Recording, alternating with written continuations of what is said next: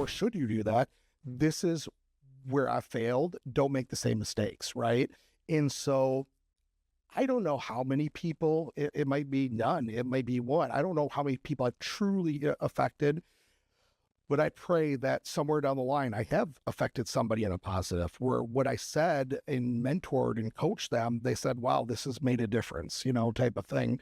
And it has affected their life for a positive. I pray, and that's something I think about every single day. I like to talk, and I have a lot to talk about, obviously, but really is what's the value on that? Is somebody going to change their mindset to say, hey, you know what? I listened to your message. You struggled. You didn't take your kids as a priority. My kid is 3 months old. I want to make sure I learn from that, and has that happened? I don't know. I like to think it does. Yeah, it does, type of thing. So I'm sure it has. Hope so. Yeah, definitely. And thinking through as we wrap up some of this conversation, thanks again for coming on and chatting. It's been a pleasure getting to know a little bit more of your story, and I'm sure that some of the things that you've talked about with putting family first and taking that year off, we're going to be able to draw a lot of and make some changes and have an impact. As you look back over the years, what would you say is the most successful thing that you've accomplished in my lifetime? In your lifetime. In the last 40 years, personal, professional. Yeah. Give a couple of different examples. It could be family related, could be financial related. Just like as we're getting closer to understanding Dalen's definition of success, can you give us an example of maybe what you would say some of the most successful things that you've been able to accomplish are? Yeah, I mean, that's easy for me. That's the easiest question. My kids. My kids are the number one success story in my life. In two aspects. They're amazing. My kids are kind, they're gentle, they're everything that I hoped and dreamed that they would be. And they're my biggest asset. I would give up everything I have to make sure that they are healthy and safe and happy. Without a doubt, not even a question. They're my legacy, to be honest with you. So at the end of the day, I'm the most proud because I was a part of creating something. Two amazingly beautiful, talented, smart people. And they impress me every day. They challenge me every day, to be honest with you, especially Ella. She really challenges me. But they are the ones that have made my life worth living. The second is my wife. I am blessed to have married such a wonderful, beautiful, smart, empathetic, and really, to be honest with you, a patient person. You can only imagine you have to be very patient to be married to me. But God has blessed me with that and a wonderful family and a healthy family. I am a firm believer that job skills or home skills drive job skills. I do. I'm a firm believer in it. When I'm hiring and recruiting, those are things you can't ask those questions, but you also can do ride-alongs and you can ask, other questions, and people like to talk and they might tell you something.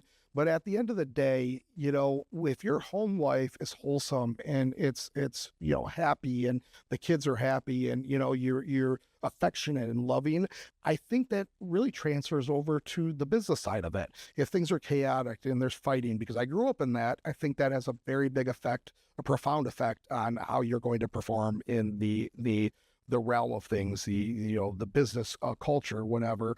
But, when it comes to things I'm very proud of, I'm very proud of, our house.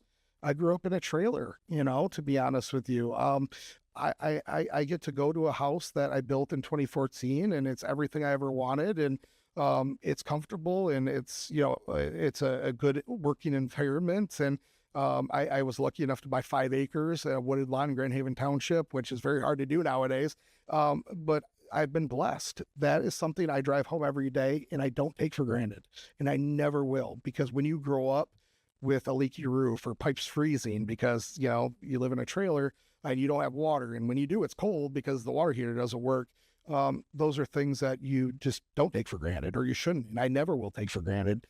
But, really when it comes to success, or things I'm proud of, things I'm proud of, family number one, but also my friends. To be honest with you, I jeopardized my friendships for so long because, once again, they were just like my family. They were number two priority.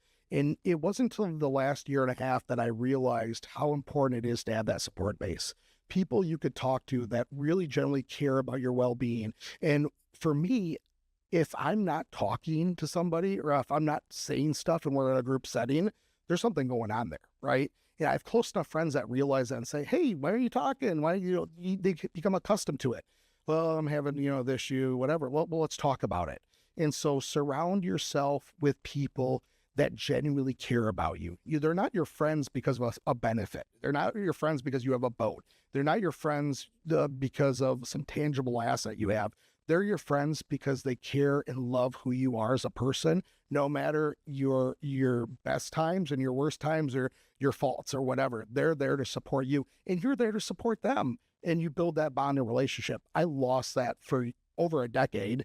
And really, the last couple of years, I've gotten that back. And it's been something that I can only say that I'm very proud of having. And it's been a success in my life. Thank you for sharing that. We're going to dive into your formal definition of success here. Yes. And now that we've got an understanding of your background, kind of your journey, where you've come from, some of the things that you've already described as success in your life, and some of the challenges that you've experienced that all lead up into kind of this definition. So if we had to, grab a piece of paper and write down Dalen's definition of success, what would that be? Oh, we would need a whiteboard. I mean, it'd have to be a very big piece of paper because I think that changes. I think my earlier on success, I think it's very self-evident that when we talked about it, it was financial. It was all based on financial. My success, it was how much money can I bring in every single year? Okay, last year I brought in this, okay, I need to add on, a couple, zeros or whatever, and so that was really what my measure was, success was.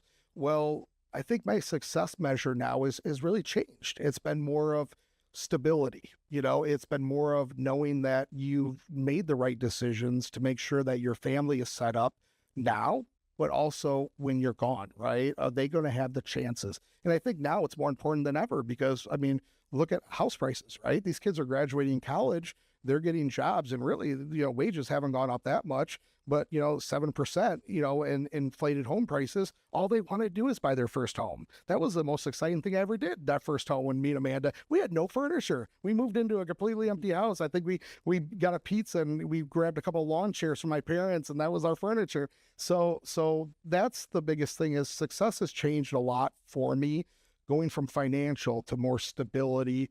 But really now it's being happy and being fulfilled. It's that feeling that, that sense of accomplishment, not just with work, but really, like we talked about, family, looking back at it. And, I have a really good example. So the last couple of years I've done the ski and pup pedal. I don't know if you've ever done that. It's a great benefit. I didn't go there to understand the benefit of what it is, but essentially it's an organization that raises money to support families that have somebody in their family with cancer, right? To help pay for expenses, medical bills. It's a really great cause. But I started going there for the social aspect. Friends are like, hey, let's do the pub pedal. It's awesome. We'll go all these. And so it wasn't until last year that a couple close friends of mine, my support group, had a close friend that was one of the people that were, in that as a cancer, a person with cancer. And long story short, the gentleman ended up passing away. Right. And so my story and what my concluding on this is I didn't know him, but I started reading the Facebook post and I read a couple of them and I was in awe, the in-depth amount of detail that people were leaving. Right. And you could tell that this person, I think his name was Brett Belmerez. I think he lived in Muskegon or Norton Shores, but the in-depth amount that people were leaving on there, I couldn't stop reading. I got to the point where I was almost mad that I never met this person. Like, I'm like, this person's amazing. Well, my friends went to the funeral and they said that the line of cars was down the road, right? They were standing room only. That, in my opinion, is success. That is the ultimate measure of success. This person lived such a great life and affected so many people in such a positive aspect. that his memory, people will be talking about him for generations and how great he was and how much he impacted their life. That's what I want. I want to look back and say, did you live a life worth living? Did you focus on the right things that really made a difference? Because I don't remember what I made in 2009. And guess what? When I took that year off, my kids didn't realize I wasn't getting a paycheck. They don't know what I make, nor do they care. It's not important to them, right? What's important to them is that I'm there for them and I'm supporting them and I'm their biggest fan. And so at the end of the day, and that's not only just with your kids, that's in life in general. I need to do a better job of making sure that I'm leaving a legacy, not only for my family, but for the people around me to say, you know what, Dalen was worth knowing and he was worth being friends with. And we had great conversations. And if people didn't know me, I want them to look at the way I looked at him and say, man, that I missed out on a great opportunity. I wish I would have met that guy. You know, kind of thing. That in my book is success.